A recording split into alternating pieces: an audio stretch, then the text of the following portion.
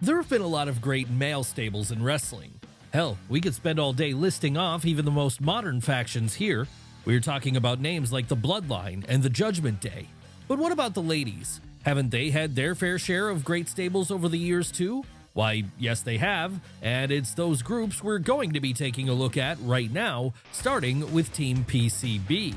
Yes, it was back in the spring of 2015 that after 3 of the 4 horsewomen were called up to the WWE main roster, the company began embarking on its women's revolution, with this being the time that women were going to be given more opportunity. And while this would eventually lead to the likes of Becky Lynch breaking out and main eventing WrestleMania, at the start, things were a little rocky. Why was that?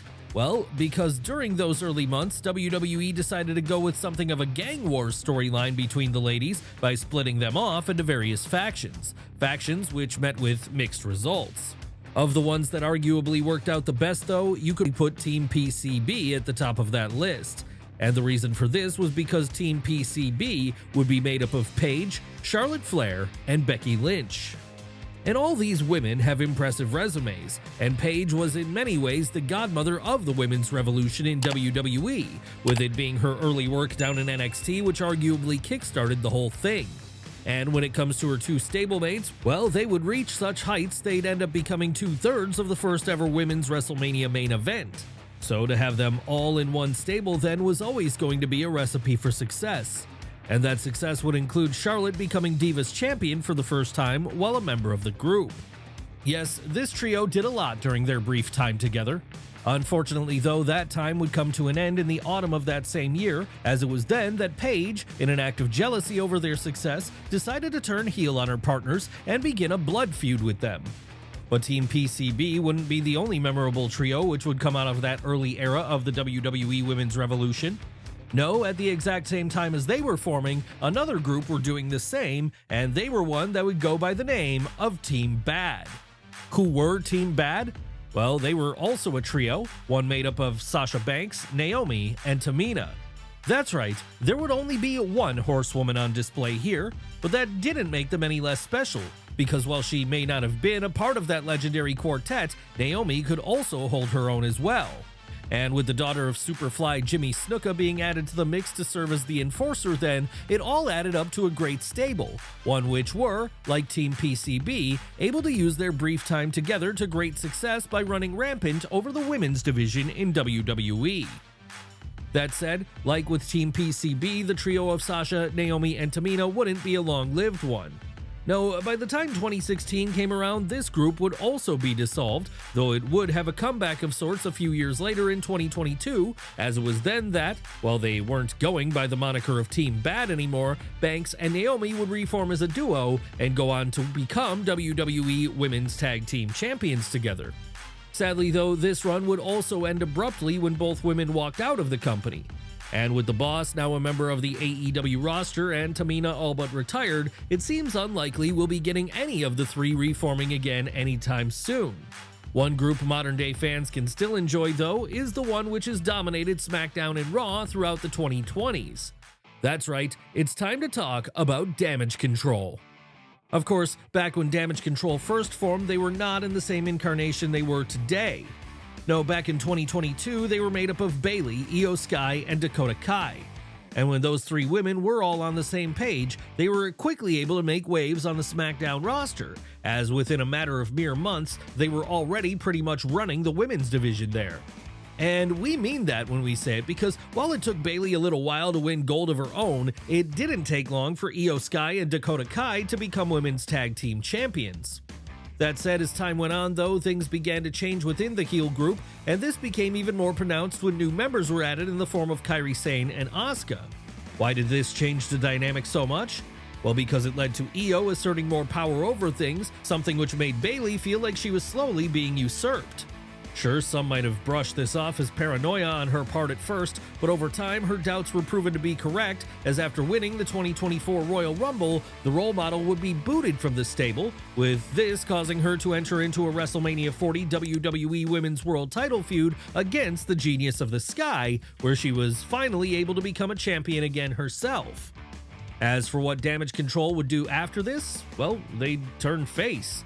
Yes, as it stands today, they're now on the good guy side of the alignment chart over on Raw.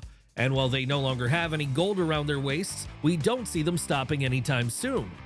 But let's move away from present-day WWE women's stables for a moment and on to ones a bit further back in the past again, as it's traveling back to 2017 that we find our next entry, a trio known to fans at the time as the Riot Squad.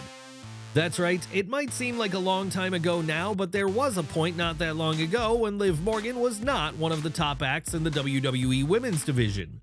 Rather, she was just 1/3 of a stable, and not even the main member at that.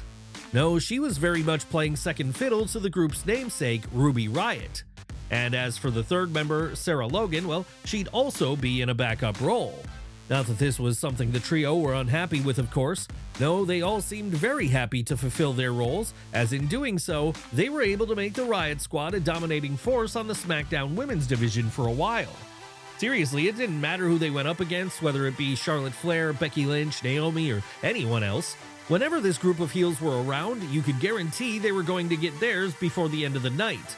And that worked out well for them then, well enough that they were eventually able to get scouted by Raw and called over there as a collective in 2018.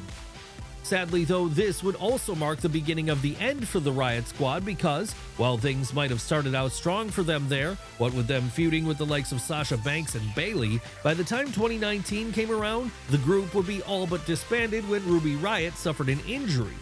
And when Ruby returned, it wasn't like the trio would go back to their old ways. No, at this point, the team would implode when the Michigan native faced off against Liv Morgan, all while Sarah Logan was forced to play the role of special guest referee. Yes, it was a sad end for the once mighty group, and given the fact that Ruby now works for AEW as Ruby Soho, it doesn't seem like there's going to be a Riot Squad reunion on the cards again anytime soon. But just because it's over doesn't mean all three haven't gone on to bigger and better things because, like we just said, Ruby Soho is currently working for AEW and enjoying her time there. Liv Morgan has become one of the most focused upon acts on Raw during the last year while she's feuded with Rhea Ripley, and Sarah Logan has fallen on her feet again as Valhalla, the manager of the Viking Raiders.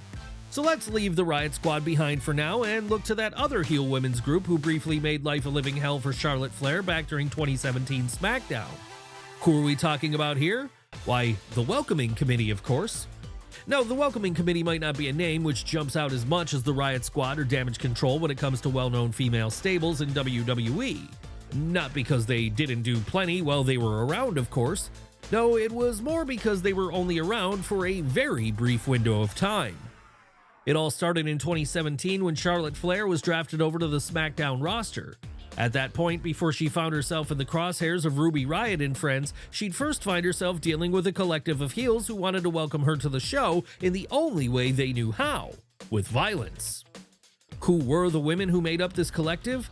Well, that would be Natalya, Carmella, and Tamina, with Lana effectively serving the role of valet. And then there was James Ellsworth there too, as Carmella's personal backup. But why did the Welcoming Committee feel the need to target the Queen? Well, the reason for this was that they felt that Charlotte coming in and immediately getting a title shot was unfair. And they also chose to go after the likes of Becky Lynch and Naomi. However, in the end, it would be choosing to target these two women as well, which led to their downfall, as after a short-lived run, the era of the Welcoming Committee would come to an end when they lost to the trio of Lynch, Naomi, and Flair multiple times throughout the spring. Of course, it's not always on the main roster that notable women's factions form in WWE though.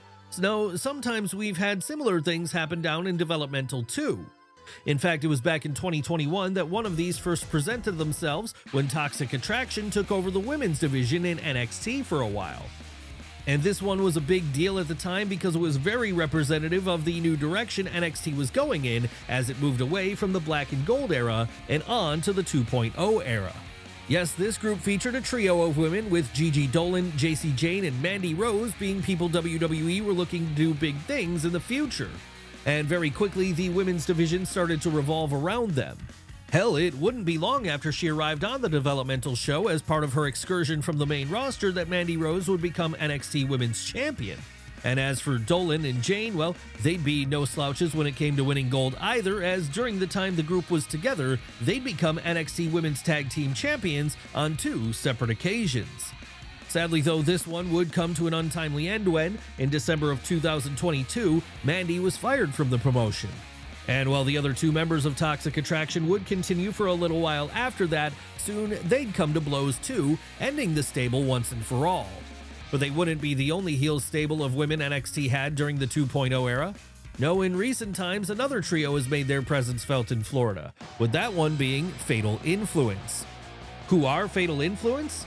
Well, they're a group made up partly out of the remains of Toxic Attraction in many ways, as they feature none other than Jacy Jayne. Rather than have Mandy Rose and Gigi Dolan by her side this time though, the Tampa native has surrounded herself with 2 newer acts in the form of Fallon Henley and Jasmine Nix. And Fatal Influence have certainly been able to make their presence felt on the developmental brand over the last year or so. Sure, you could argue this hasn't worked out quite as well for them as it did Jayne's prior stable, especially when you consider they've never held either the NXT Women's title or the Women's Tag Team titles quite yet. But even if that is the case, it's not like they've held no gold at all. No, as it stands right now, Fallon Henley is the current North American Women's Champion, with it looking like this run is setting her up to be the breakout star of the trio. And who knows, maybe there could be a world title in her future. Will Jasmine Nix get her time in the sun too? It's entirely possible. After all, it's not as if Fatal Influence looks as if they're ready to split up anytime soon. And Jacy Jayne might be due for another run with some gold before all is said and done. And who knows, after that, maybe they'll all move up to the main roster together as a unit to take on someone like Damage Control or our next subjects, Pure Fusion Collective. And PFC certainly have all the credentials to go in the ring once the bell rings. Yes, none of them are quite main eventers yet, but they all have good levels of skill, whether this be in pro wrestling or in shoot fighting. After all, both Shayna Baszler and Sonya Deville are former MMA fighters, and when it comes to Zoe Stark, well, while she might not be a killer in the octagon, she has proven herself down in NXT where she became a tag team champion with Io Shirai. Really then, all this trio should need in order to reach the top of the card is some time, as if given enough opportunities to shine, there's no reason they shouldn't be draped in gold before long.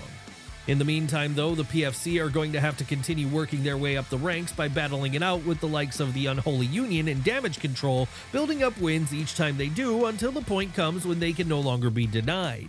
And if they can do this, it should only be a matter of time before tag team gold at very least comes their way.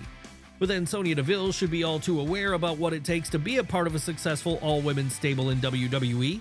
After all, she did this once before when she was a member of Absolution back in the day.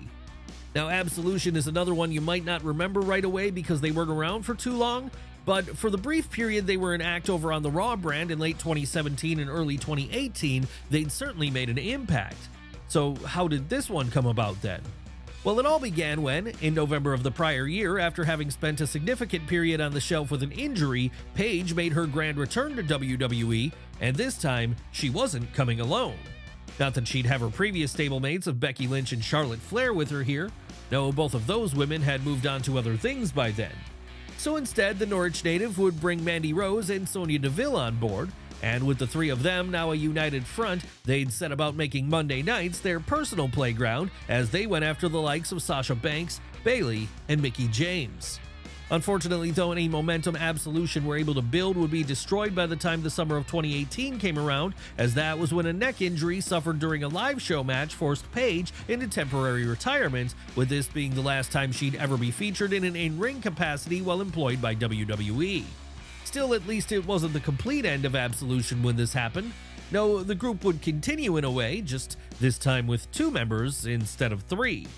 Yes, it was after renaming themselves Fire and Desire that Mandy Rose and Sonya Deville would continue to tag with one another, and that would continue to be the case all the way up until 2020, at which point the pure charisma of Otis was enough to tear them apart as Mandy fell hopelessly in love with the big man. So now that we've covered Absolution's rise and fall, let's move over to another company for a while, namely TNA. And the reason we want to do that is because it's there that our next female faction can be found, the one known as the Beautiful People. That's right, the Beautiful People, the group most probably think of first when they think of female factions from Nashville. And the reason for that is because during the time this group was together, they certainly managed to make an impact. But then when we're talking about something which was formed by Angelina Love and Velvet Sky back in December of 2007, this shouldn't come as a surprise, as they were always two performers who loved nothing more than the spotlight being on them. Of course, they wouldn't be the only people to join the Beautiful People's ranks over the years, though. No, as time went on, they'd add more to the roster as they fully lent into the idea that they were TNA's version of the Mean Girls. And some of the names who would come on board at this point would be Madison Rayne, Lacey Von Erich, and Cute Kip.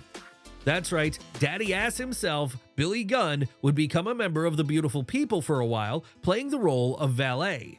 And that meant he'd be right there at ringside to watch along as they feuded with the likes of Taylor Wilde, ODB, Roxy, and Tara.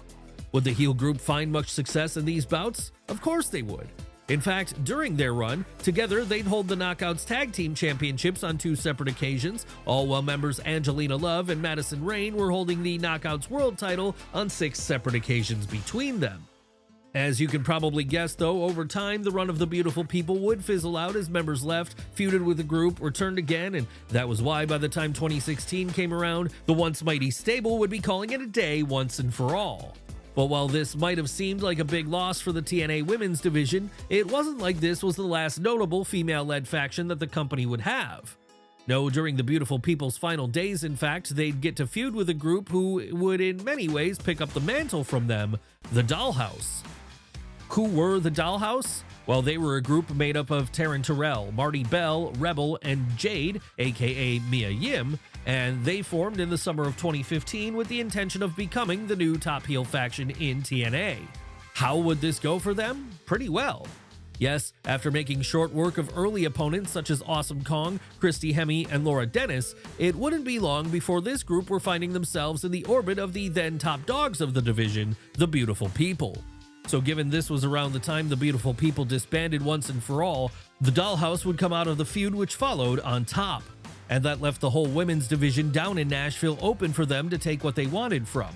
So that's just what they did, as by this point, Awesome Kong herself had come on board and assumed the role of leadership over the now exiled Taryn Terrell for the simple reason that she was Awesome Kong and no one had the guts to tell her she wasn't the one in charge. Unfortunately for her, though, her time as the boss in the Dollhouse would be short-lived, as in February of 2016, she'd be released from TNA.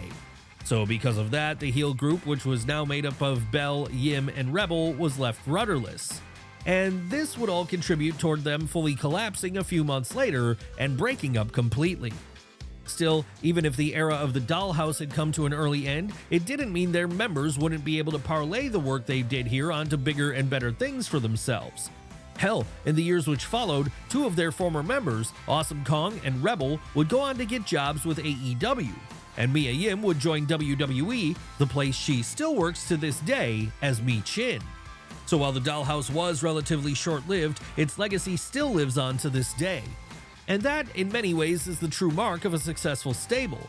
But let's leave TNA behind for a moment and return to WWE again, more specifically to the Attitude Era WWF, as it's there we find our next notable female faction, Pretty Mean Sisters. That's right, back during the late 90s, if you were looking for an all-girl stable, then Pretty Mean Sisters, or PMS for short, was the biggest name in the business. And while their faction name was a pretty wacky one, that's not to say the group were a complete joke or anything. No, when it came to at least one of their members, Jacqueline, she was a very serious in-ring performer, even if this was something she didn't always get to show on TV at that time. And while the other key member of PMS, Terry Runnels, was never exactly a maestro on the level of Charlotte Flair, she was certainly a very over character back at the turn of the millennium. And so that meant that when the pair began teaming up in late 1998 to make life a living hell for anyone they could, they'd be able to have a nice little run for themselves, one which eventually allowed them to not only include a third member in Ryan Shamrock, but also a valet and their own personal love slave, Meat. That said, the thing this group probably remains most remembered for today is their feud with Val Venus.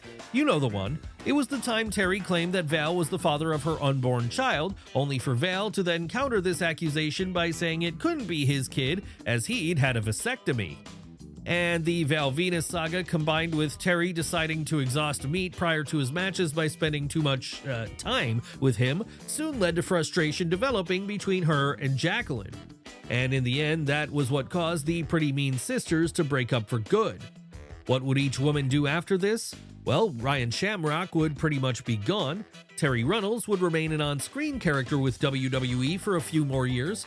And as for Jacqueline, well, she'd stay in WWE for a while longer too, all before moving over to TNA, where she became a member of Beer Money Inc. for a while. That said, for some fans, PMS remains the most memorable thing either woman ever did. And that's exactly why they're on today's list, just as every other memorable women's faction we've looked at today.